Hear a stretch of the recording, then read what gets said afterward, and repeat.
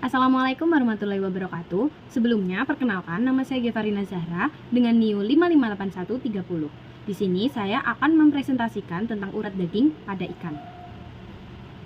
Nah, yang pertama, sistem urat daging digunakan dalam pergerakan tubuh dan peredaran darah dalam tubuh ikan. Nah, otot ini atau urat daging ini dibagi menjadi otot jantung, otot polos, dan otot bergaris.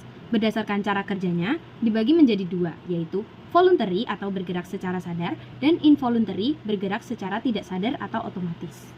Nah, berdasarkan penempelannya, dibedakan juga menjadi dua, yaitu yang menempel seperti otot bergaris dan yang tidak menempel seperti otot jantung dan otot polos. Yang pertama ada urat daging bergaris. Nah, urat daging bergaris ini terdiri dari miotom yang dilapisi oleh miosepta atau mioseptum.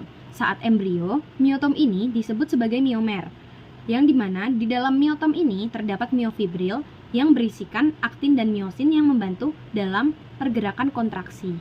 Nah, miotom ini memiliki dua pola atau dua segmen berbentuk M atau W, yang disebut sebagai siklostomin dan piscin.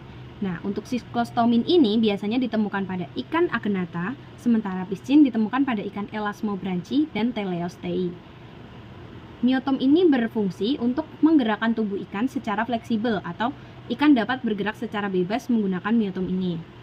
Sementara, mioseptum merupakan jaringan pengikat yang tersusun dari kolagen dan berperan sebagai penghubung antara miotom dan kulit.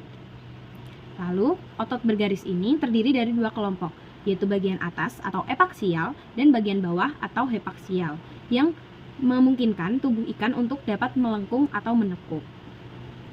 Nah, seperti ini bagian atas itu bagian supracarinalis hingga septum horizontal, sementara bagian bawah itu septum horizontal hingga infracarinalis.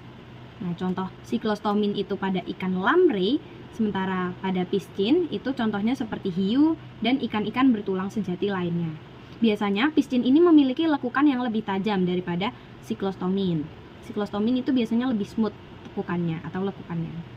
Lalu di sini ada otot bergaris dibedakan menjadi 4 berdasarkan letaknya, itu ada okulamotor, hipobranchial, branchiometrik, dan apendikular. Okulamotor ini letaknya ada di bagian mata dan berjumlah 3 macam. Lalu yang kedua ada hipobranchial, terletak di bagian paring, rahang, hyoid, dan lekung insang, yang digunakan juga sebagai pengembang. Lalu pada branchiometrik atau branchiometrik ini terletak pada bagian muka, rahang, dan lekuk insang, digunakan sebagai pengerut. Lalu yang terakhir ada apendikular yang letaknya di daerah sirip itu sebagai penggerak sirip atau membantu dalam bergeraknya sirip. Yang berikutnya ada otot polos yang bergerak secara tidak sadar atau otomatis. Nah, otot polos ini dibagi menjadi 4 bagian, yaitu usus, arteri, dan mata, dan saluran reproduksi dan ekresi. Nah, usus ini bentuknya itu melingkar dan memanjang, berperan untuk menggerakkan makanan yang disebut gerak peristaltik. Lalu, arteri atau pada bagian arteri ini mengatur tekanan darah dan bentuknya otot polos ini tuh melingkar. Lalu, pada bagian mata itu mengatur intensitas cahaya dan menggerakkan mata. Yang ketiga ada otot jantung yang tersusun dari otot bergaris. Jadi otot jantung itu merupakan susunan dari otot bergaris. Otot jantung ini juga disebut sebagai miokardium yang dimana dilapisi oleh perikardium dan endokardium. Jadi yang bagian luar itu perikardium, bagian dalam itu endokardium.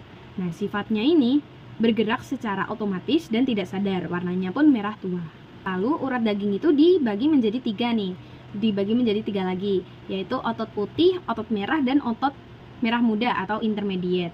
Nah, yang pertama itu kita akan membahas tentang red muscle. Red muscle ini warnanya merah seperti otot jantung, jadi sering dikatakan otot merah itu mirip dengan otot jantung. Lalu, selain itu, red muscle ini mengandung mioglobin yang tinggi, yang dimana mioglobin ini merupakan protein pengikat oksigen yang kaya akan zat besi dan sebagai pemberi warna merah pada red muscle ini. Karena mioglobin itu bersifat prooksidan yang menyebabkan daging ikan yang atau red muscle ini akan mengalami oksidasi yang lebih cepat dibanding muscle-muscle lainnya atau otot-otot lainnya. Nah, selain mengandung mioglobin yang lebih tinggi, red muscle ini juga mengandung banyak kapiler darah. Yang kedua ada white muscle, yaitu otot putih yang dimana glikogen ini akan diubah menjadi asam laktat secara anaerob atau tanpa oksigen. Nah, pada otot putih ini, kegiatan kontraksi ini tidak bergantung pada oksigen. Nah, jika otot merah itu tadi bergantung pada oksigen, otot putih ini tidak bergantung pada oksigen. Jadi, dapat merubah glikogen itu tanpa oksigen. Nah, peran dari otot putih ini apa sih sebenarnya? Nah, otot putih ini biasanya digunakan untuk pergerakan tiba-tiba. Sementara pada otot merah biasanya itu digunakan untuk ikan pelagis atau ikan perenang cepat karena membantu mereka dalam pergerakan kan. Kalau otot putih ini lebih ke gerakan tiba-tiba seperti menangkap mangsa, mengambil makanan, seperti itu. Biasanya daging dari otot putih ini lebih tebal daripada otot merah. Nah, yang terakhir itu ada otot intermediate yang merupakan gabungan dari red muscle dan white muscle. Nah, otot ini biasanya ditemukan pada ikan yang mengonsumsi krustasea atau memakan krustasea. Karena warna merah muda ini terbentuk dari karotenoid merah yang disebut dengan astaxanthin. Nah, berikut referensi yang saya ambil. Mungkin sekian, kurang lebihnya mohon maaf. Wassalamualaikum warahmatullahi wabarakatuh.